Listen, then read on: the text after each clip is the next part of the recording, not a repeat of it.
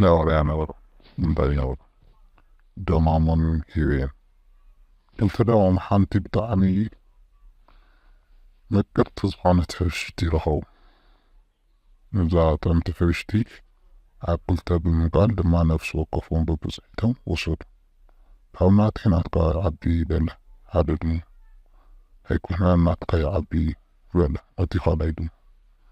እማ ናትካ ይሃበኒ በለ እቲ ቀዳማይ ድሞ ናተይ ሳይህበከን እየ ግን ካብቲ ናትካ ንእሽቶ ቆሪስካ ሃበኒ እማ ማዕረ ይኮን በለ እቲ ካልኣይ ድሞ በዚ ጉዳይ ብዙሕ ድሕሪ ምጭቅጫቅ ኣብ መወዳእቱ ናብ ሓደ ህበይ ይኮዱ ክልቲአን ቁላሳት ጥዑማት ሕብሽቲ መዓር ምዃነን ዘይምዃነን ንኸልዶም ድማ ሓተትዎ እቲ ህበይ ድማ ተቐቢሉ ሓንቲ ጥዕምቲ ብየማናይ ሓንቲ ጥዕምቲ ብፀጋማይ ኢዱ ገይሩ ነታ ካልአይቲ ድማ እናረኣየ ብምሓዝ ከመዛዝነን ጀመረ እዚኣ ዓባይ እያ በለ ካብዛ ምቅርቲ ወይ ጥዕምቲ ሕብሽቲ ንእሽተይ ቆረስ ኣቢሉ ቆለሰ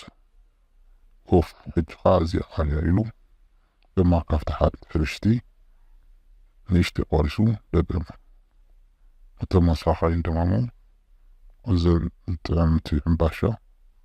ወይ ሕብሽቲ ዓይና እናረኣዩ እናተቆለሰ ስወሉ ኣብ መወዳእታ ክልተ ኣዝየን ኣናእሽቲ ዝኾና ጥዑማት ሕብሽቲ ተርፎሙ እቲ ህበይ እዚአን ድማ ናይ ዓገዝኩም መቁሸሸ እየን ኢሉ ነተን ተነኻኽልየን ጥዑማት ሕብሽቲ በሊዑ ወድአን